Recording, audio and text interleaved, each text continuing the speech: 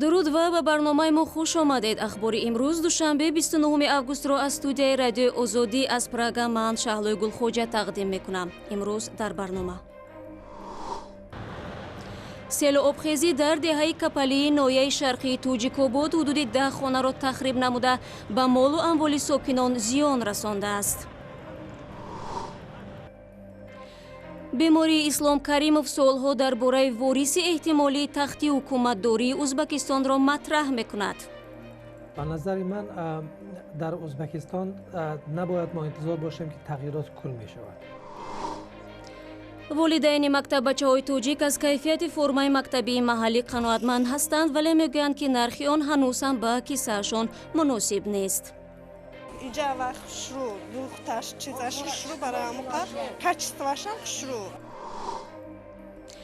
ва акнун тафсири хабарҳо. дар пайи селу обхезӣ дар деҳаи Капалии Тоҷикобод, шарқи Тоҷикистон, ҳудуди 10 хона тахриб шуда молу амволи сокинон зиён дидааст. Тоҳир Устоев, раиси дастгоҳи ноҳияи Тоҷикобод, мегӯяд барои ҳисоби зарари сокинон аз селхезӣ комиссияи вижа таъсис ёфтааст. ба гуфтаи вай, нисфи рӯзии 28 августи соли ҷорӣ ба асари обхезӣ дар рудхонаи Сурхоб чанде аз хонаҳои деҳаи Капалиро сел зад. Сел бар асари лағзиши яхчоли бузургҳаҷм аз кӯҳҳои қисмати ҷанубии ноҳия ба вуҷуд омадааст. деҳаи Капалӣ яке аз деҳаҳои калонтарини ноҳияи Тоҷикобод буда дар канори рудхонаи Сурхоб ҷойгир мебошад. раҳбари дастгоҳи ноҳияи Тоҷикобод гуфт, сел талафоти ҷонӣ дар пай надоштааст, вале чандин сар чорворо нобуд карда, мошинҳои шахсиро бурда, харобиҳои зиёди дигар бар ҷой гузоштааст. зарари расидаро ситоди вижа маълум хоҳад кард. шӯрои уламои Маркази Исломии Тоҷикистон санаи таҷлили Иди Қурбонро дар кишвар муайян кардааст. Саид Мукаррам Абдуқодирзода, муфтии Тоҷик, мегӯяд ба эҳтимоли зиёд имсол Иди Қурбонро дар Тоҷикистон 12 сентябр ҷашн мегиранд. аммо ба гуфтаи вай, санаи ниҳоӣ рӯзи 5 сентябр дар ҷаласаи шӯрои уламо эълон хоҳад шуд. Иди Қурбон яке аз ҷашнҳои муқаддаси мусалмонон аст, ки дар Тоҷикистон ба таври хос аз он таҷлил мекунанд ва дар ин рӯз расман таътил мешавад. аммо Эмомалии Раҳмон, раиси ҷумҳурии Тоҷикистон, дар суханронии ахири худ дар вилояти Хатлон ба он таъкид кард, ки ба ҳангоми таҷлили Иди Қурбон набояд ба исрофкорӣ ва зоҳирпарастӣ роҳ дод. вакили дифои тоҷик Ҷамшед Ёров барои 2 моҳ ба ҳабси пешакӣ гирифта шуд. мақомоти Тоҷикистон вакили дифои Маҳмадалӣ Ҳаид, муовини зиндонии ҳизби манъшудаи исломиро ба фош кардани сирри парвандаи наҳзатиҳо айбдор мекунанд. Хосият Ёр ва хоҳари Ҷамшед Ёров мегӯяд, бародараш бар асоси моддаи 111 кодекси мурофиавии ҷиноятӣ ба ҳабс гирифта шудааст. ин моддаи кодекси ҷиноятӣ то 3 сол маҳрум кардан аз озодӣ ва ишғоли мансабҳои муайянро пешбинӣ мекунад. токунун мақомоти Тоҷикистон хабари боздошт ва иттиҳоми алайҳи Ҷамшед Ёровро расман эълон накардаанд. аммо ба гуфтаи пайвандони ин вакил, интизор меравад, ки ӯ аз боздоштгоҳи муваққатии Вазорати корҳои дохилӣ ба боздоштгоҳи муваққатии Вазорати адлия интиқол ёбад. Ислом Каримов, раиси ҷумҳури 78-солаи Узбекистон, бар асари хунравии мағзӣ дар бемористон бистарӣ шуда ва ҳоло дар шӯъбаи эҳё будааст. Лола Каримова Тилоева, духтари хурдии раиси ҷумҳури Узбекистон, дар ин бора рӯзи 29 август дар саҳифаи расмии фейсбукаш бо забонҳои русӣ, узбакӣ ва англисӣ иттилоъ дод ва гуфт, ки ин хабари нохушро танҳо барои пешгирӣ аз ҳама гуна овозаҳо дар миён мегузорад. ӯ навишт, ҳодисаи хунравии мағзии Ислом Каримов субҳи шанбеи гузашта рух додааст. бемории президенти Узбекистон солҳо дар бораи вориси тахти раиси ҷумҳури ин кишварро матраҳ намудааст. дар ин бора суҳбате доштам бо Сироҷиддини Ислом, шораи умури Узбекистон, дар бахши узбакии радиои Озодӣ. خب سیراجدین خوش آمدید به برنامه ما. خب ببینید، این برای نخستین بار است که حکومت ازبکستان رسما بیمار شدن اسلام کریموف رو رسانه‌ای میکند و از نگاه شما در صورت درگذشت اسلام کریموف کدام سناریو رو استفاده خواهند کرد؟ خب پیش بینی کردن خیلی دشوار است، چون ازبکستان یک کشوری پوشیده است و تمام تصمیم های سیاسی آید به وضع داخلی و خارجی کشور را همیشه اسلام کریموف میگرفت و اگر از نگاه قانون ازبکستان نگاه کنیم باید سپیکر پارلمانت رئیس کشور باشد، ولی سپیکر پارلمانت را هیچ کس نمیشناسد و خود پارلمانت نیست یک نیروی قوی سیاسی در کشور نیست. از همین لحاظ پیشگویی کردن خیلی دشوار است، ولی تخمین کردن ممکن است که شاید نیروهای امنیتی و اشخاصی که ابر قدرت محسوب می شوند نظارت را دست خودشون بگیرن و یک نفر را که برای آنها منظور باشد انتخاب کنند. خب تا جای ما میدونیم مناسبت میان کشورهای آسیای مرکزی چندان خوب نبود، ولی اسلام کریموف یکی از رهبران پرقدرت بود و اگر او از صحنه سیاسی دور شود فکر میکنید چه پیامدی خواهد داشت برای کشورهای آسیای مرکزی؟ میدونید نظامی که در سالهای رهبری اسلام کریموف در ازبکستان ساخته شد یک نظامی بود که از نظام دولتداری شوروی سابق زیاد فرق نمی کرد. اگر حتی اسلام کریموف امروز نباشد در ازبکستان تغییرات زیاد نمی شود، چون تمام گوییم که زینه های دولتداری زیر نظارت نیروهای امنیتی این کشور است. طور معلوم رهبران آسیای مرکزی بیش از 12 ساله زمام قدرت رو در دست دارند و یک نظامی رو هم ساختند و همین نظامی که آنها بنیاد کردند از نگاه شما تا کجا برای کشورهایشان خطرزا هست؟ به نظر من در ازبکستان نباید ما انتظار باشیم که تغییرات کل می شود، چون سیستمی که چون گفتم تذکر کردم بنیاد شده است امروز به منفعت‌های گروه‌های ابرقدرت این کشور خدمت می‌کند و این نظام را مثلا از بین بردن خیلی دشوار است، چون نیروهای مخالفین در کشور وجود ندارند، آنهایی که بیرون از کشور هستند تاثیر زیادی ندارند و سیاست تصمیم نهایی سیاسی را همیشه یک چند اشخاص میگیرند.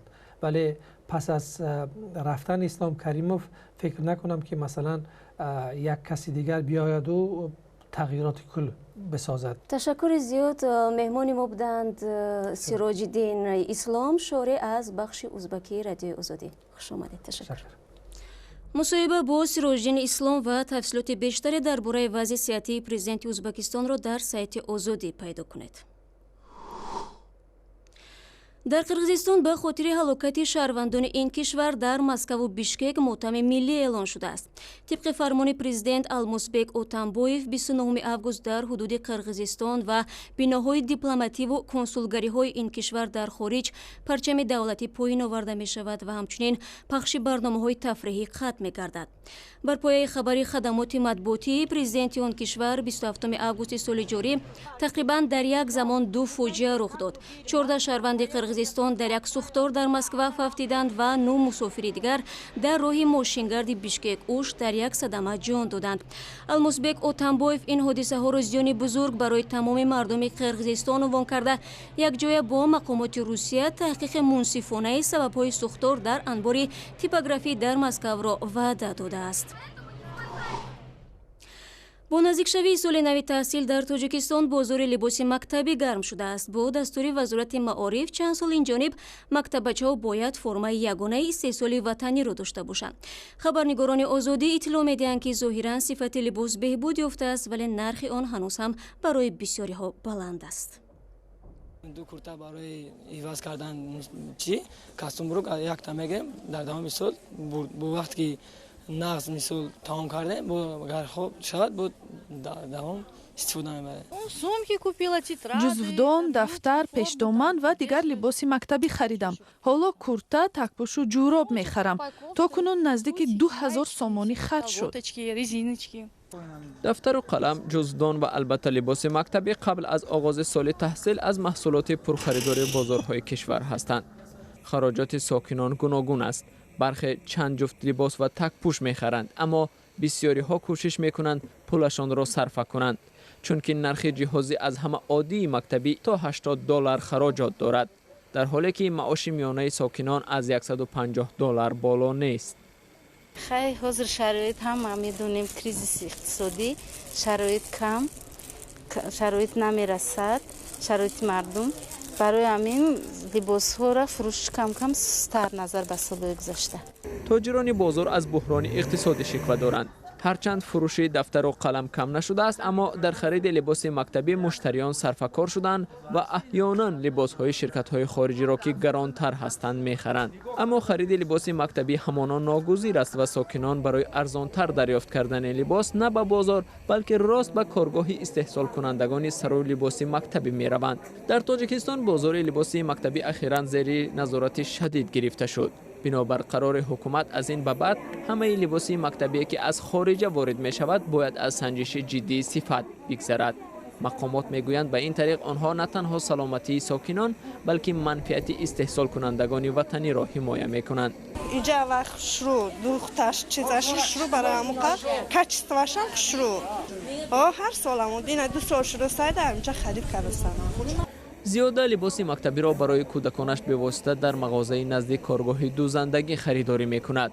و تاکید او لباس از متای قفس پختگی همراه با ابریشم آماده شده از پیشتر دیده وزن‌تر است ولی گران نیست. در ما حالا فروش لباس مکتبی ادامه دارد. هر پدر و مادری که به این مغازه می آید رقم مکتب فرزندش را می گوید و او را به نزد بسته لباس های می فرستند که همان مکتب درخواست کرده است. پس از چاره‌های شدید اندیشیده حکومت ده‌ها مکتب با کارخانه‌های تهیه لباس به واسطه شرطنامه بستند. این شیوه کار برتری‌های زیاد دارد. هر مکتب امکان دارد طرح خاصی لباس خوانندگانش را انتخاب کند، اما در این صورت والدین موظفند حتما از این لباس خریداری کنند. استحصال کنندگان لباس میگویند که محض فرمایش‌های دست جمعی امکان داده است که نرخ لباس ارزان شود. اما در فروشگاه نزد کارگاه دوزندگی هم نه همه امکانی خرید لباس را دارند، خصوصا عائله‌های سرفرزنده که در دهه‌های دوردست کوهستان به سر میبرند.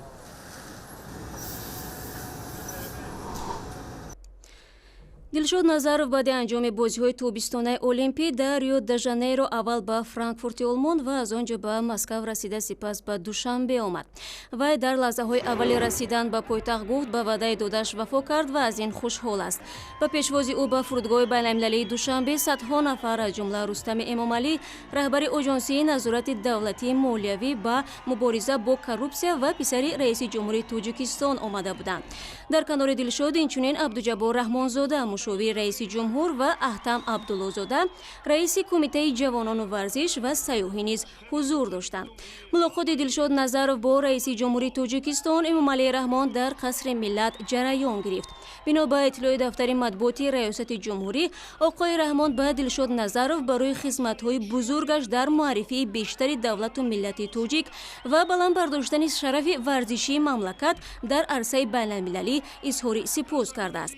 Ӯ гуфтааст ба медали тиллоии мусобиқоти ҷаҳонӣ ноил шудани Дилшод Назаров дар таърихи мустақилияти кишвар рӯйдоди фараҳбахшу беназир буда Тоҷикистонро машҳури ҷаҳон гардонд.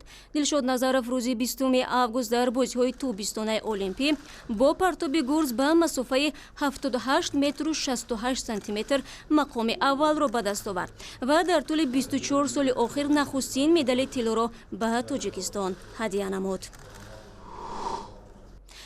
Шабнами Сурайё, овозхони пуртарафдори тоҷик, мероси тиллоии ширкати DAF Entertainment-ро соҳиб шуд дар маросими ҷоизасупории DAF Bama Music Awards 2016 ки дар Олмон доир гашт. Дар баробари Шабнами Сурайё бо 3 овозхони дигари тоҷик ҳам ширкат доштанд. Имсол Ҷонибек Муродов, беҳтарин овозхони попи Осиёи Миёна, ва Валиҷон Азизову Меҳрнигори Рустам, беҳтарин овозхонҳои мард ва зан дар Тоҷикистон эътироф шуданд. Масъулини DAF Entertainment мегӯянд маҳбубияти ин 4 овозхони тоҷик дар асоси маъруфияти онҳо дар интернет ва ҳамчунин овоздиҳии мухлисон муайян шудааст. Дар маросими имсолаи тақдими ҷоизаҳо дар шаҳри Ҳамбурги Олмон дар маҷмӯъ беш аз 30 овозхон мисли Фарҳоди Дарё ва Мужда аз Афғонистону Фотин аз Индонезия ва Ойгул аз Озорбойҷон ширкат доштанд. ва ахбори бештар аз инро дар вебсайти мо, саҳифаҳои озодӣ ва иҷтимоӣ дар фейсбук, твиттер, ютуб ва ҳамзаминаи радиои озодӣ барои телефонҳои ҳамроҳ пайдо кунед.